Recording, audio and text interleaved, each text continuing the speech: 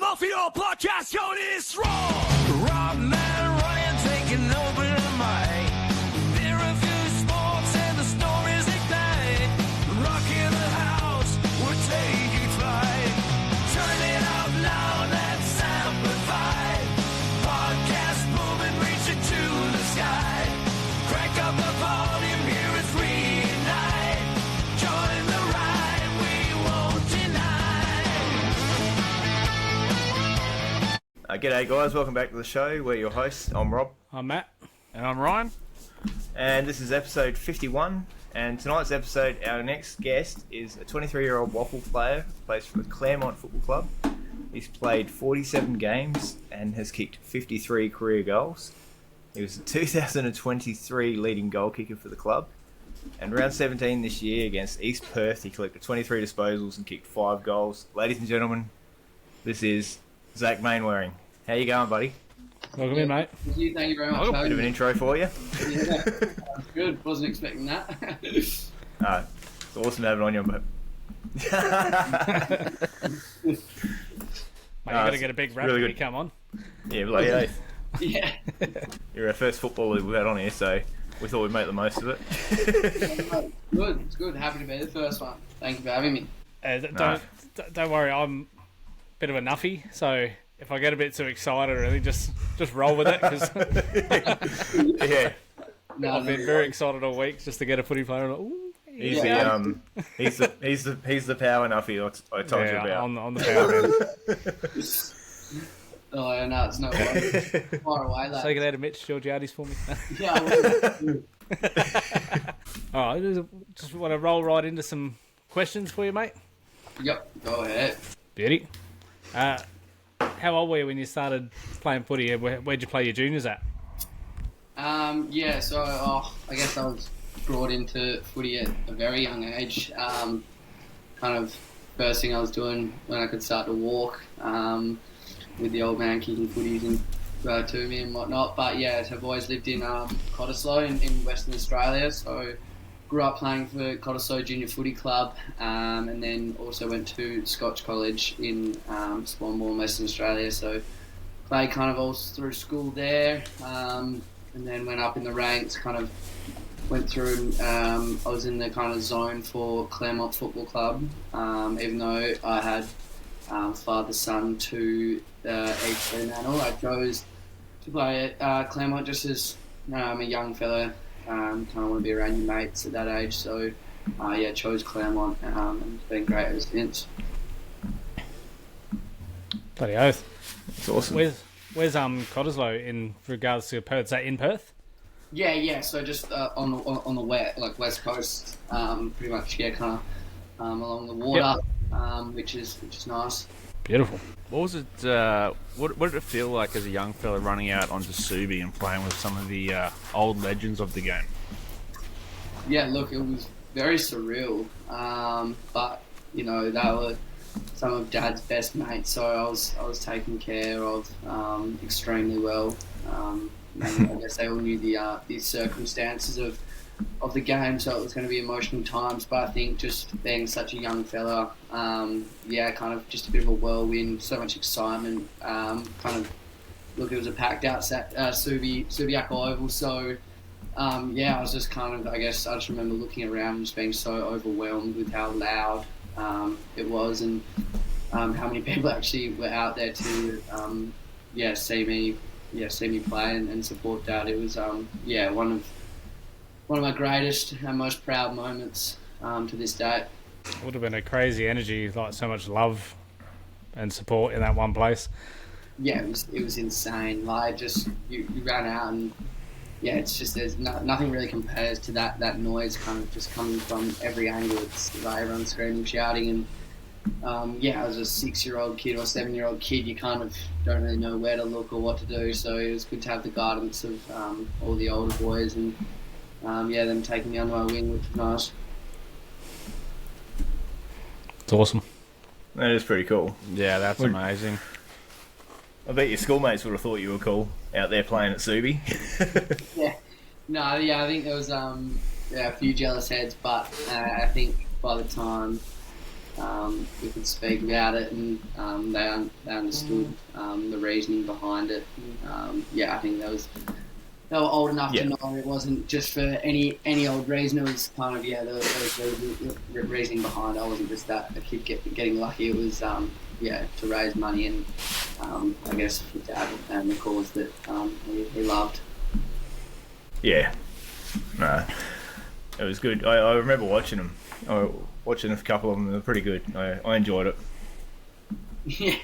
Yeah. So, how are your emotions? Oh, sorry, go. No, go. No, yeah. Just like how are your emotions when you first played your first Colt game for Claremont and you wore the number 3 on your back? Yeah, look, it was very nice of the club to offer me that number, even though I guess Dad didn't wear the number 3 at Claremont or anything. It was still just a massive honour for me, and it's been a number I wore all through my junior career, and I guess it was a pretty emotional times. Like I went through a patch of footy where I didn't really enjoy playing, and that kind of first game back was not only me coming back to, I guess, start enjoying it again, was just hard work paying off, and to be able to represent Dad in that way and wear the number 3, it was extremely proud times. Yeah. So on that note with the number, you made your senior debut a couple of years ago. What's it been like following the footsteps of your old man playing senior footy? How have you handled it? Have you felt any pressure or carrying the surname, or how have you handled all that? Yeah, look, there's definitely always you feel pressure behind the scenes, but I think as years have gone on, I've learned to deal with it in better ways. I've got a pretty strong family behind me and a pretty strong supporter base behind me that know that it's not really, I'm not really there to kind of just follow in Dad's footsteps. I'm trying to kind of pave my own path, as lots of people do say, but it is like I kind of play a different position, playing a different team. But like, obviously, then I do always want to make or play at the highest level I can and follow in what he did, and it would be nice to make it to the big stage at any point. But it's a tough one, and in early days, copying a fair bit of attention was really hard to deal with, and I think that was kind of one of the main reasons where my love for footy kind of started to drop a little bit, because I wasn't kind of being seen as myself. It was kind of always Chris's son, and as you could see in articles, it's always son of a gun or son of this, son of that. So that's kind of my point, and my journey at the moment is trying to kind of, I guess, pave my own path, my own name. Yeah. Did you ever cop any extra attention from like the opposition because of your name? Just them having digs at you, or them trying to use it against you or anything? Yeah. I've there's been a few instances. There was one this year that kind of didn't go down too well, which wasn't great. You thought, I think, by this time, and people would mature and know that's probably not the right way to go about things. But junior stages, there was plenty of backlash from it, not only just from kids but from parents in junior footy. So that was hard. It's unreal, isn't it? It's terrible. That's disgusting. It was tough through juniors. Like I guess I was pretty emotional kid when you hear that, and it's hard to deal with. But again, like family, friends around me always rallied behind me and made it a lot easier. That's for sure. It's always important having a support network like that, especially being an impressionable young kid. And we've all seen our parents can get. I used to see it, believe it or not, in club cricket, out of all places. Oh mate, they're everywhere in junior sport. It's unreal, man. Yeah. Speaking of which, has there been a standout player since playing senior football? Someone that you've come up against who's just been who's blown you out of the water? As in, like, who's the best player you've played against in senior football? Far out. It's a tough question. To be honest, not played against, but playing with some of the likes of Bailey Rogers, who plays for us at Claremont. Never been picked up, but he's pretty, for someone not picked up playing the WAFL, he's pretty insane. There's so many of them, but he's one that kind of, you see some of the games he plays and that blows you out of the water to see what he can do on a footy field. Yeah, it amazes me some players that don't get picked up in AFL. I was about to say the exact same thing. The amount of players that slip through the cracks that have genuine football smarts and footy IQ. Like, I think it gets missed a lot these days with the way the drafting is, and if you can't run a certain speed and you can't jump a certain height, like, you're instantly on the outer. Yeah. Like, there's still no replacement for good old footy IQ. Like, yeah, that's great. So you still have ambition to make it to the AFL some way or another? Yeah, look, I'm only just turned 23 years old, so you're seeing at the moment there's been a few more mature ages being picked up and starting to play some really good footy at AFL level, so I think it would be stupid of me not to still just give it a crack while I'm young and kind of still just around the hometown and I don't know, still kind of living at home, so have it pretty good here. So I think it'd be silly not to give it a crack for a couple more years. And I know that if I put a few hard yards in and keep working towards it, that there's every chance that it can happen. Yeah, bloody oath. You still haven't got a phone call yet, father and son from West Coast, or? I wish. I'm still waiting. I think I got the wrong phone number. They mustn't be getting my emails, I swear. They put me on the block list now. We'll send this video to them. We'll start putting pressure on them. Yeah, that's right. Yeah. Well, there are more pathways these days for a mature ager to get to the AFL now. I mean, the mid-season draft and everything, like, plenty of clubs need a whole field or they need something specific because of injuries. So there's much more entryways now. Yeah, it's becoming more and more common. Like, I think there was throughout the years previous, it was kind of they started narrowing down to kind of just picking up 18-year-olds and trying to develop them until they kind of found out that it's actually not that easy to do so. And some people develop at different rates to others, and that's why mature ages, you kind of, when you pick them up, you kind of can see and you know what you're going to get. You've seen them play it pretty well. I guess the level under, and if they're dominating at that level, you'd be silly not to look at someone like that. If you're in mid-season needing someone in a certain position, or you just see something in them, you'd be silly not to pick them up because you know they're developed. You know you can put some growth into them, and they've got a mature mind. They're going to listen. They're going to they're not going to take it for granted because they've been working their ass off. Whereas I guess some 18-year-olds probably haven't really ever had a job, and they kind of just have lucked out with talent and get picked up straight away, and don't realise what kind of the 9-to-5 grind feels like, and sometimes just take it for granted and end up blowing it, and never being able to get back on a list. So those mature ages are becoming more and more popular, and looking like they're working out alright.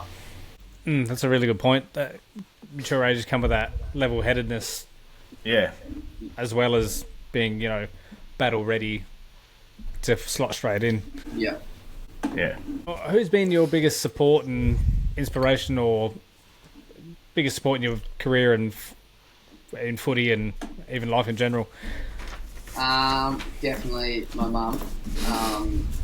There's no questions asked about that. She's pretty insane. She's had it pretty tough with, I guess, the way that everything happened with Dad, and having to deal with being a single mother. It's not hard, and then the added pressure of, I guess, as you said before, the name and having to deal with my struggles, as well as got my sister as well, having to deal with her. So she's been amazing. She's kept me healthy, kept me out on the park. Like, will do anything to help me improve in any way, shape or form. And is there to pretty much talk to me about anything. So hats off to her and how she's handled herself in these years. It's pretty amazing, to be honest. Yeah, she seems like a very strong lady. Yeah, she is. She- She's, a very She strong- seems like she's raised a couple of good kids there. Yeah.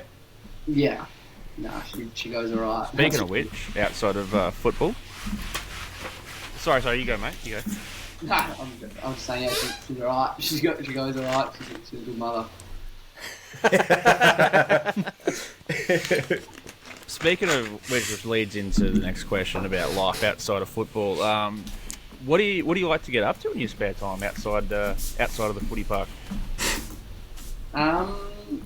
It kind of, I guess it differs depending on. My mates and I like to play golf a fair bit. Just good to get out there, relax, walk a few holes with the boys, and a member at Cottesloe Golf Course over in WA, which is a pretty prestigious course, and very lucky to be a member there, and got a good bunch of mates that do that. And then other than that, we kind of we like to shoot over to Rottnest a fair bit, just park up over there with a few boys on the boats and whatnot, which is pretty relaxing. It's a nice little island. It's about, I guess, 20 minutes away from Perth. But other than that, I'm a bit of a fitness freak and like to keep up my fitness. So yeah, gym, run. But yeah, also like to get away and just, relax when I can, you know. WA seems like a good spot for that. Like, I've always said, Oh, if yeah. I moved, I'd go to WA. Yeah. Yeah, it's pretty Like, insane. it seems like very. I guess. beaches Yeah. and whatnot. Yeah. Yeah, it sounds very a good place to be. I guess to get away from the noise as well. Get away from pressure. I guess on the field, training wise, and everything like that. Which you probably need to do anyway, just so it doesn't become too much. Like so the head noise doesn't get too loud. So Yeah. I always picture WA to be a nice spot. Yeah. Yeah, no, it's good. Did you have a job outside of footy, or are you just full-time footy? Nah. I wish I could be full-time football. That'd be the dream. But no, I'm an electrician. Yeah. Just got qualified recently, so tradesman now, and work at a. Well done. Congratulations. Thank you.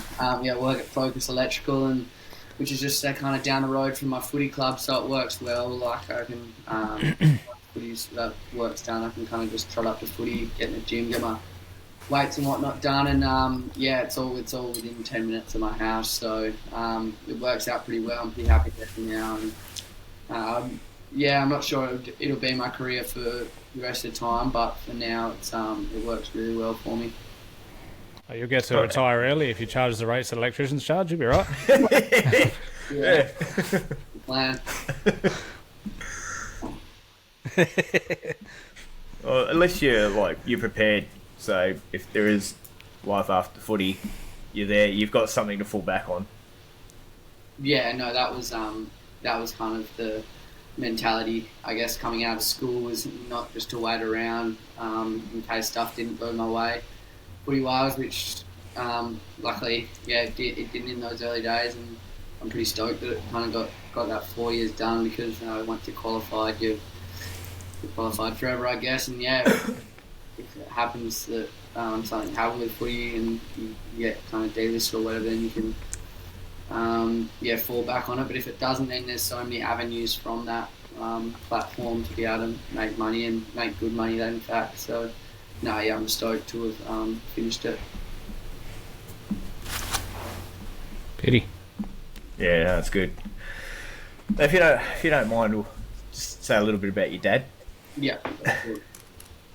I'd like to also give him the intro I gave you. Chris Mainwaring was a two-time AFL Premiership player. He played one of those premierships with broken foot.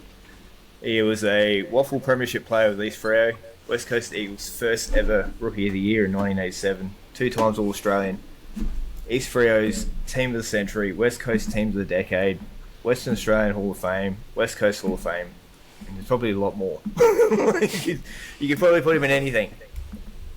He's a legend of a man. Loved watching him play footy. Unfortunately, he's just behind Peter Matera for me, because Peter Matera is the GOAT. Yeah.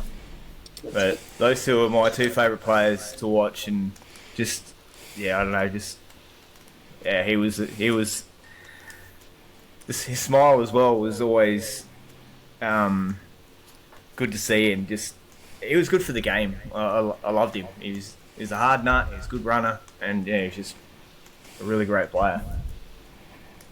Yeah, it's a few people have said kind of along the same lines. Like, he always had a smile on his face, and always had time of day for everyone, which is definitely something I try to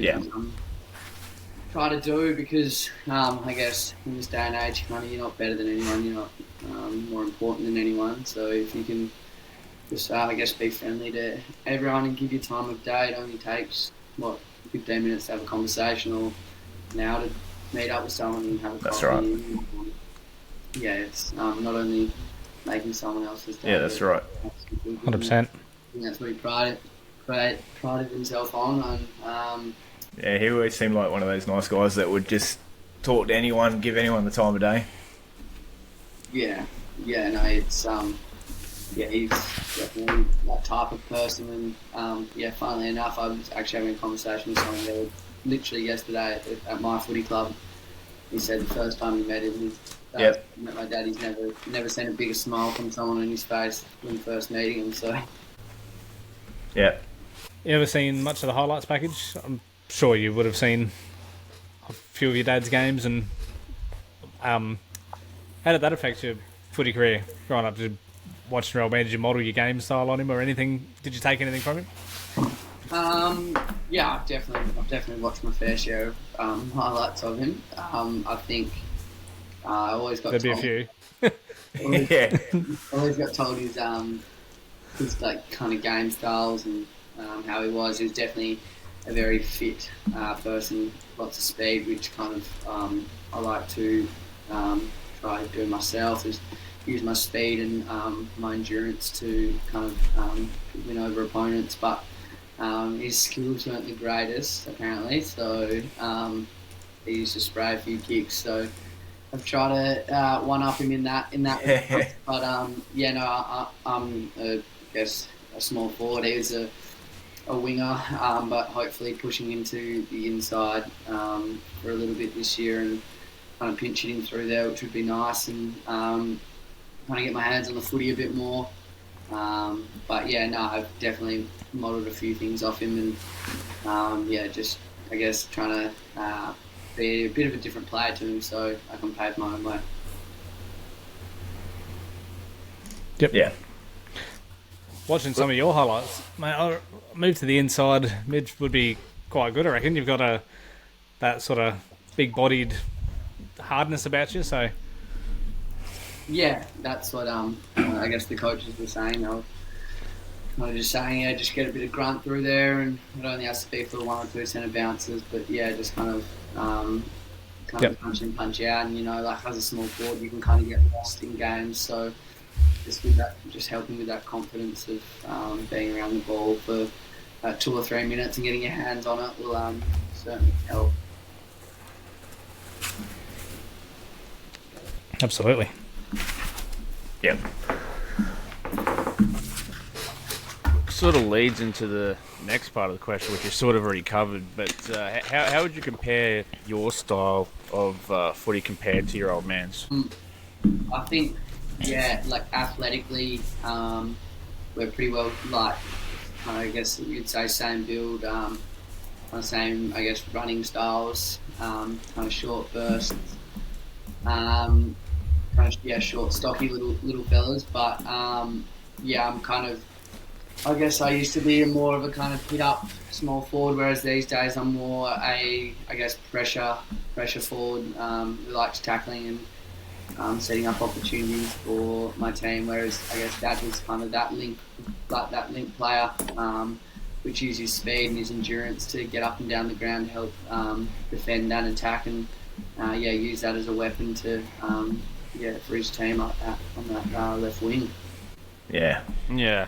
I suppose the game sort of evolved over the years as well, which calls for a different play style, I guess. I mean, I've only just sort of started watching AFL in the last year and a half. I've always been an NRL man, but that sport's gone down the toilet, so I've sort of found myself watching more AFL. But yeah. I don't know, I feel like Maney could fit in nicely still. Yeah. Running down the wing with those blonde locks flowing.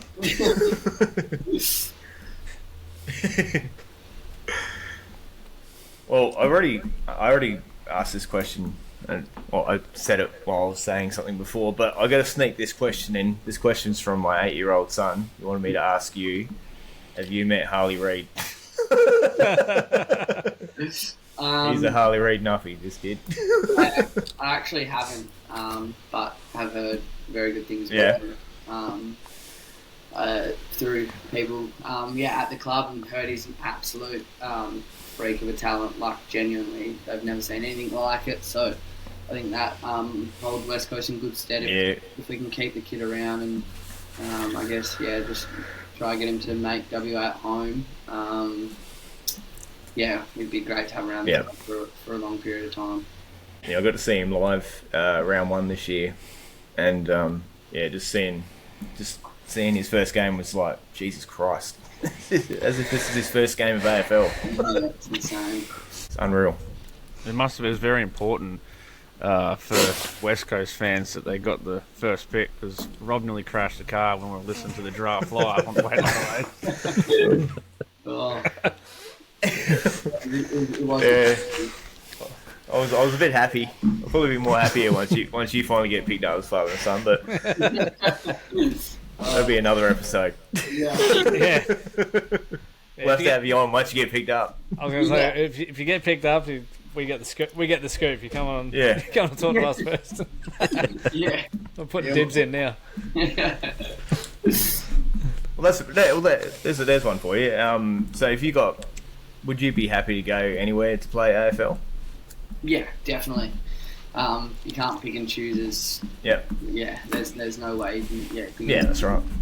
You just kind of if you get picked up and you don't want to go to that place, bite your tongue and go earn yourself some brownie points and get points on the board to, if you want to, get traded. But I think any club is like being in an elite environment like an AFL club. I think I feel like I'd thrive kind of in that sort of environment, as I love my fitness and love footy. So I'd be stoked to go anywhere, to be honest. Yeah. Actually, I reckon you'd look pretty good in the teal, black and white lining up next to Mitch in the forward line there. Yeah. I can see it now. That's actually not bad. I wouldn't mind it. I'll go live in his house over in Adelaide. Yeah. How do you know Mitch, by the way? We kind of just met. Like he went to school here in WA, and through friends of friends, we kind of just met, and then started playing a fair bit of golf with each other, and just from then on, we've kind of just become closer and closer. And then we I guess he got picked up and moved over to Adelaide. So whenever he comes back, we kind of, I guess, all the boys kind of just spend a fair bit of time with him and have a bit of fun in the off season, which is good. Don't ever try and lure him back to Perth either, please. 'Cause I've grown very fond of watching him just clunk marks in the forward line and kick goals. It's just beautiful to watch. So he seems pretty happy in Adelaide, so I think you'll be right. Good, lovely. If you could give any young aspiring footballer any advice as they're coming up, if they trying to make the big time or want to make it a career, what advice would you give them? I just think I reckon listen to yourself. Like, there's so many other voices out there, but if you're not feeling it, or you feel like there's too much pressure, take a step back, reassess, and then go again, because just I feel like losing the love for the game is just so detrimental. So keep the love for the game there, work hard, do more than what you think your opponent would or someone you're competing against would. You go a long way, but you certainly got to work for it. It very rarely just comes off talent. You gotta put in the hard yards, and you'll be right. Just make sure you eat the right stuff, do the right training, and I guess that's all. Control the controllables, and you'll be right, I reckon. Yeah. No, lovely advice. Speaking of eating the right stuff, which leads me into my next question. There we go. A bit of a new thing that we're doing here because we love a good beer review. Is there any particular beer of choice or alcohol of choice that you like as a treat every now and then? And we'll give it a review on our next episode, if so. I got to go the Swan Draft from WA. It's not much better than a cold one at the OBH. Yeah, we've been wanting to try that, actually. Yeah, we'll try and get our hands on There's that. the excuse. There it is, done. Twisted the arm. Oh, Yeah. done. Sorry. I like it. It's good. Great beer. Is it like a smooth taste or real thick? Is it lager? Just a lager, but Lager. Yeah. It goes down pretty smooth. I tell you what, you ever come over to WA, go to OBH, Ocean Beach Hotel, and get a cold pint of Swan, and you'll thank me later. Yeah. Sounds good already. I don't even care what it tastes like now. Yeah. I like it. You had me a cold pint. Done. Yeah. I don't even care what the next word was after that. Hotel, I think. Well, before we wrap it up, just want to say, first of all, thanks for coming on the show. You've been an absolute legend and been a treat to talk to. I've been rooting for you since you were like 18, wanting to get picked up by the Eagles. I'll be happy if you do ever get picked up, they'll probably be my second team to watch. And I just want to say as well, I reckon 100% sure that your dad would be very proud of the man you turned out to be today. Thank you very much. I do appreciate it. Thank you for having me on the show. Hope you always keep going well, and I'll speak to you in the future. Cheers, mate. Yeah, we'll Bloody definitely. hell. We'd love to have a follow-up No worries. in the future. That'd be great. Just let me know. Bloody hell, we'll be keeping a keen eye. Yeah. And yeah, Thanks, cheers for lads. coming on, mate. You've been an absolute treat. No worries. Adios. mate. All right, mate. Thanks for coming on. No worries. See you, boys. Cheers. Cheers, Legend. mate. Bearded Mafia Podcast, yo, it's raw. Rob Man